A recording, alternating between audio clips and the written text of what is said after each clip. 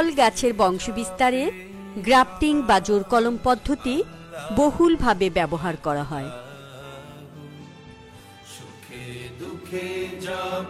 এ পদ্ধতিতে জংলি জাতের স্টক চারার সাথে উন্নত জাতের ডগা বা সায়ন জোড়া দিয়ে এ কলম করা হয়। এক্ষেত্রে স্টক চারা এবং সায়ন উভয়ই সুস্থ ও সবল হওয়া দরকার। বিভিন্ন প্রকার জোর কলমের মধ্যে সংযুক্ত জোর কলম বা কন্টাক্ট গ্রাফটিং, ভিনিয়ার জোর কলম, অঙ্কুর জোর কলম বা স্টোন গ্রাফটিং এবং ক্লেফট বা ফাটল জোর কলম অন্যতম।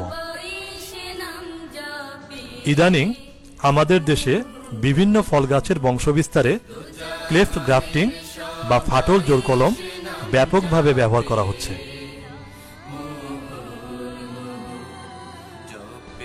স্টক চারার উপর ফাটল সৃষ্টি করে তার উপর উন্নত মানের সায়ন জোড়া লাগিয়ে যে কলম করা হয় তাকে ক্লেফট গ্রাফটিং বলে। গ্রাফটিং এর জন্য প্রয়োজনীয় উপকরণ ও যন্ত্রপাতিগুলো হল সিকেচার, গ্রাফটিং নাইফ বা চাকু, পলিথিন ফিতা, পলিথিন ক্যাপ, সুতলি, স্টক চারা বা আদি জোর এবং উন্নত জাতের সায়ন বা উপজোর। আম, সফেদা, কুল, পেয়ারা, জলপাই, কামরাঙা, লেবু, বাতাবি লেবু, আমলকি, লটকন সহ অন্যান্য অনেক ফলের বংশবিস্তারে ক্লেফট গ্রাফটিং পদ্ধতি আজকাল বেশ জনপ্রিয় হয়ে উঠছে। আমাদের দেশে এপ্রিল থেকে আগস্ট মাস পর্যন্ত ক্লেফট গ্রাফটিং করার উপযুক্ত সময়। তবে বিশেষ ব্যবস্থা গ্রহণ করে বা কোনো কোনো ফলের ক্ষেত্রে এ সময়ের কিছুটা তারতম্য হতে পারে।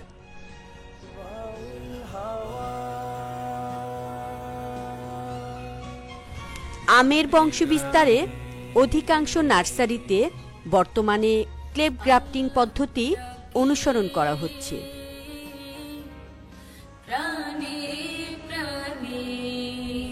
এ পদ্ধতিতে 9 থেকে 12 মাস বয়সের আমের চারা আদিজোর বা স্টক গাছ হিসাবে ব্যবহার করা হয়। তবে 2 থেকে 2.5 মাস বয়সের চারাতেও ক্লেফট গ্রাফটিং করা যায়। নির্বাচিত সায়নের রং সবুজ থেকে গাঢ় সবুজ হবে, যার ডগায় একটি সুপ্ত কুঁড়ি থাকতে হবে।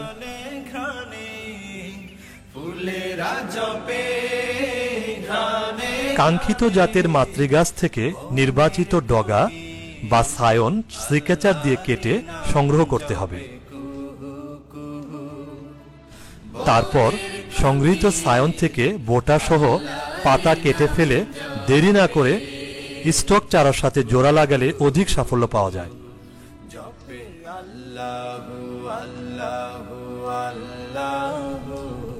সায়ন দীর্ঘ সময় সংরক্ষণ করার প্রয়োজন হলে সায়ন থেকে পাতা কাটার পরপরই আটি বেঁধে ভেজা কাপড় পেঁচিয়ে পলিথিন মোড়কে ঠান্ডা স্থানে রেখে দিতে হবে। এভাবে সায়ন 4 থেকে 5 দিন পর্যন্ত সংরক্ষণ করা যায়। অধিক সাফল্য পেতে হলে আমের সায়ন মাতৃ গাছে থাকা অবস্থায় পাতা ছেঁটে ফেলা হয়। একে ডিফোলিয়েশন বলে। 8 থেকে 10 দিন আগে ডিফোলিয়েশন করা সায়ন দ্বারা কলম করা হলে সফলতার হার বেড়ে যায়। আমের স্টক চারার গোড়ার সাধারণত 8 থেকে 10 ইঞ্চি উপর ক্লেফট গ্রাফটিং করা হয়। সিকেচার দিয়ে স্টক চারার নির্দিষ্ট স্থানের উপরের ডগাটি কেটে ফেলতে হবে।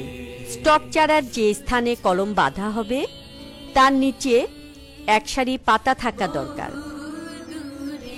এবার চাকুর সাহায্যে স্টকের ওপরের মাঝ বরাবর 1 থেকে 1.5 ইঞ্চি পরিমাণ লম্বালম্বি ভাবে নিচের দিকে ফাটল সৃষ্টি করতে হবে।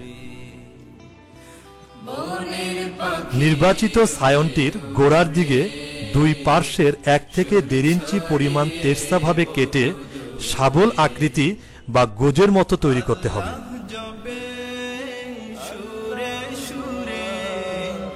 আল্লাহ জপে সুরে সুরে, আল্লাহ জপে মুমিনের সেই।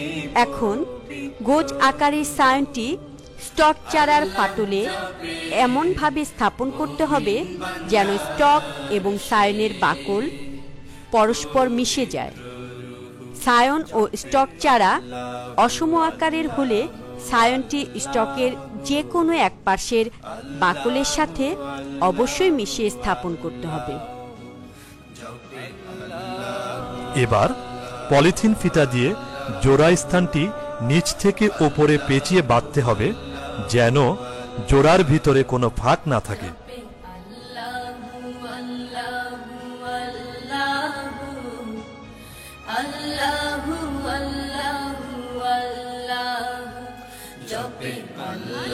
এখন পলিথিনের ক্যাপ দিয়ে সায়নের মাথা থেকে জোড়ার নিচ পর্যন্ত ঢেকে সুতুলির সাহায্যে হালকাভাবে বেঁধে দিতে হবে।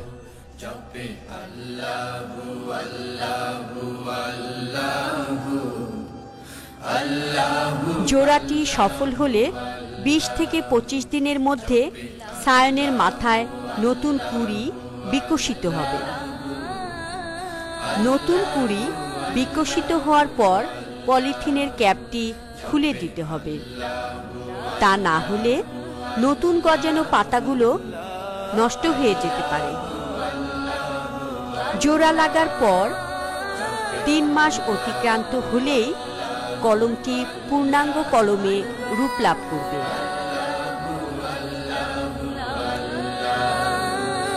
স্টক চারা হতে গজানো কুশিগুলো ভেঙে দিতে হবে, তা না হলে জোড়াটি দুর্বল হবে, সফলতার হার কমে যাবে, এমনকি কলমটি মারাও যেতে পারে।